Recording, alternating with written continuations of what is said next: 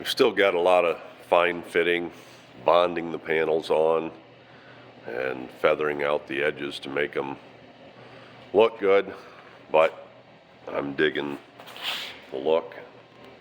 Got a lot more room in there for more tires, and the flares look good on it.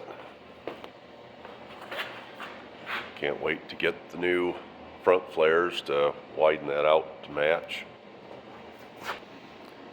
Got a lot of little fitting to do as we press out the corners and feather the edges. It's really coming along well, and there's a lot of fiberglass to fit on this car yet with the front end.